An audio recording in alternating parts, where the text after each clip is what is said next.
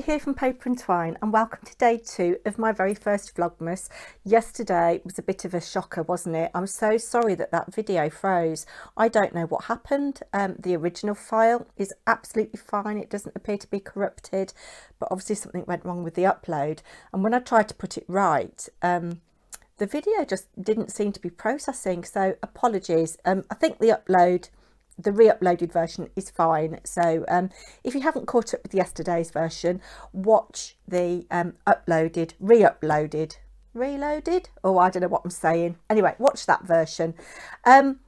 So a few new subscribers. Everybody here is welcome into my virtual coffee shop, and I'm going to tell you a little bit about Barry.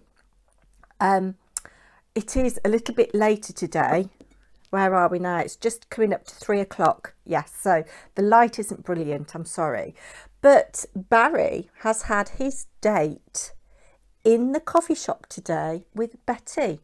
Now, if you don't know who Barry is, if you're new here, I run a virtual coffee shop here, and Barry is my barista, and he is not very lucky in love.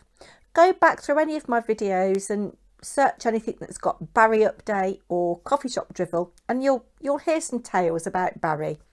But yes, Barry will take your order for a drink. I think he's got a little smile on his face.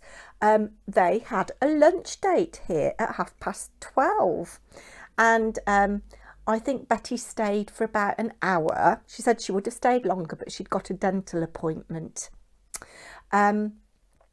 And I made lunch for them. In fact, I made this a while ago. I made some parsnip and carrot soup, and I have some of that left over if you want something warming. It's got a little bit of ginger in it, and a little bit of chilli, and a little bit of garlic, but suitable for vegetarians and vegans. No butter or dairy in it. Yes, so they had that with some crusty bread and a cup of coffee. I've got a cup of coffee. Do you like my new mug? This is my second Christmas mug. I haven't got any more Christmas mugs. I've only got 2, so I shall be rotating them. This was £3.50 or something from Matalan, and it's got little speckles on him there. It's not focusing. But yes, I kind of spied on Betty and Barry when they were having their soup, and everything seemed to go okay. There was lots of chatter. I did hear her laugh a couple of times, so all is good, I think. Yeah, she said she would have stopped longer if she hadn't got a dental appointment. So that's nice, isn't it? Oh, yeah. It's all right. I thought I'd got a hair floating on the top of my coffee then, but I haven't. It's just a bit of scum. Thank you so much to everybody who's sent warm wishes for my mum. I don't know what's happening at the moment today. I'm going to ring my dad at about 5 o'clock, 6 o'clock, just to have a catch up and see if he knows anything new. Obviously in the UK, a lot of hospitals, I think it's the majority of hospitals, there's no visiting. There's certainly no visiting at this hospital. My mum hasn't taken a mobile phone with her, and she is quite deaf. And finds it hard to conduct a telephone conversation anyway. So yeah, I'll keep you updated when I know what's what. But I have got something nice to update you with. I've tried this on myself. I finished Ella's hat. £2.99 from Aldi. Ball of yarn. I've got a bit left over, and it comes with a pom-pom. And this is where I'm going to look really silly. There we go. Ella has actually worn it out. I look really silly now because my hair's all over the place. I must look after Gladys. Yeah, she's looking a bit bedraggled, isn't she? Yes, Ella has worn her out because we've been and chosen our Christmas tree today. If the footage is all right, I haven't looked at it yet. I'll pop that in now.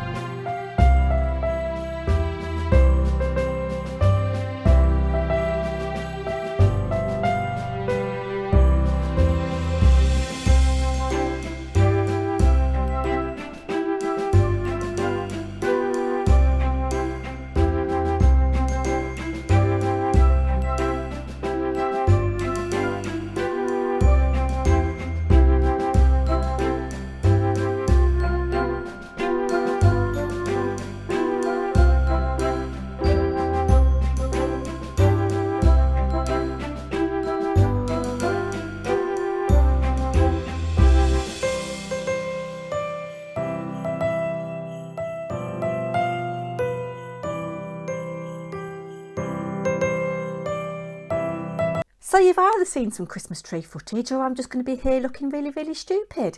But we've brought the Christmas tree home with us, and it's 6 foot.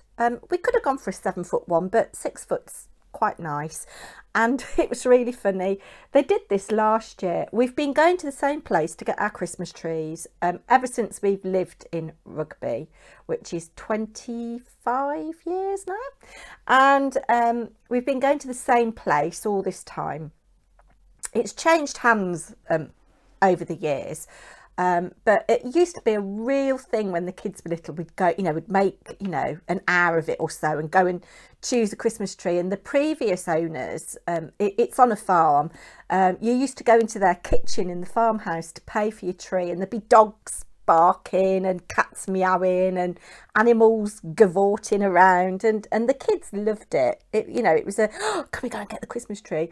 And they used to deliver it to us. Now, I'm not really one for getting my decorations up too early. I'm a bit of a Christmas naysayer in that I like to start mid-December at the earliest, and I think there should be a ban on people putting up Christmas decorations and playing Christmas songs on the radio until the 1st of December at the earliest. And if I was really honest, I'd say the 10th of December. Now, I know that's going to be very controversial. Some people are going to go, no, Ashley, no, we want our trees up in November. If you want your tree up in November, you do you. But no, in Paper&Twine Towers, our tree goes up mid-December. But we've had a little chat with Ella, who is our Christmas manager. She's in charge of Christmas in our house. And we're going to put the tree up on the 11th of December, which is a week on Saturday. Because it is a real tree, and with central heating, with the best people in the world. I still want it to look nice on Christmas Day.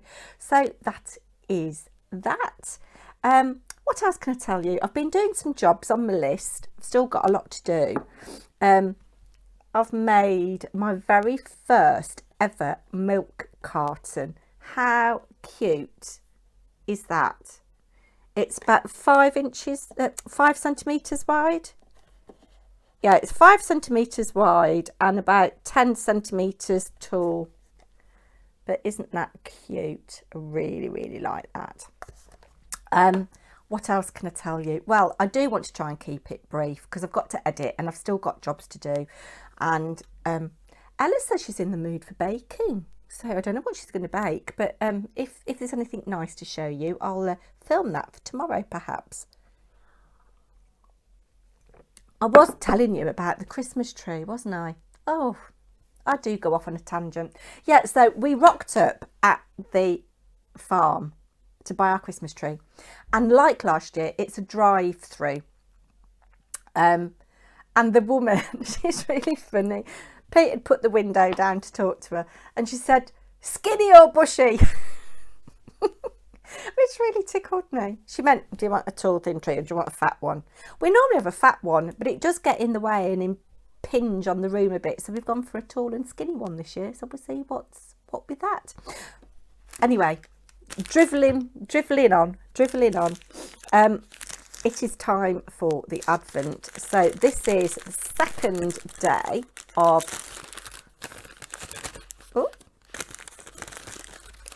elderflower stitches, and let's see what we have. Sorry for the rustling. Thought there were 2 things in there then. Oh, look.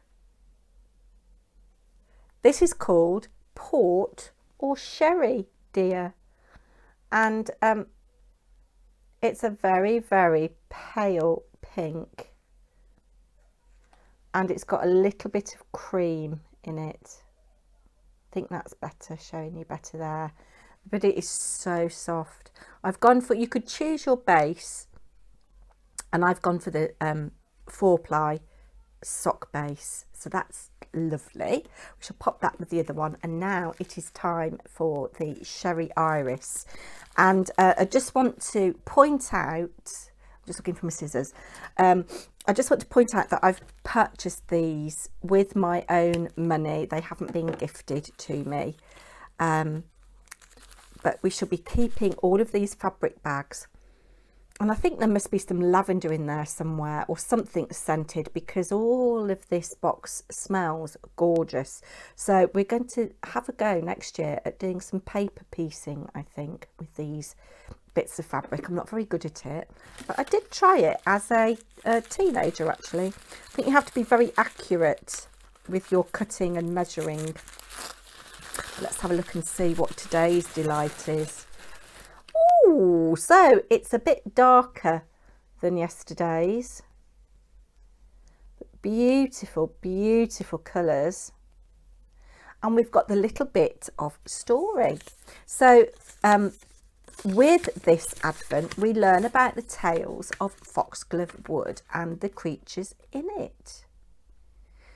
So today's excerpt says, may we introduce you to some rather wonderful characters that you will not yet have had the good fortune of meeting. Firstly, there is Reginald, who is a most excellent carpenter and is equally as nifty with a sewing needle and the maker of wonderful quilts. His wife, Clara, is the owner of a quite superb stash of fabrics that she generously shares with any creature that may be in need. Their children, Ralph, Rose, Elizabeth, Ottie and Cecil, have the sweetest voices you are likely to hear.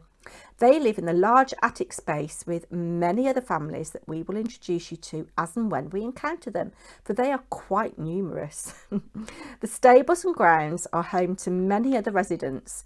Horses answering to the names of Duke, Major, Duchess and Floss live in the stables alongside bats and owls, while a noticeably noisy flock of sheep, we can count Eric among them, with a penchant for storytelling, live wherever they please in the grounds, having knocked their way through and over many a wall.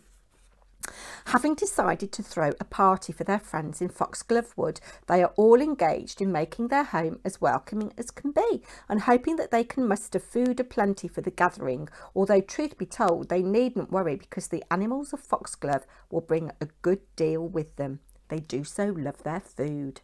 It's just like my family.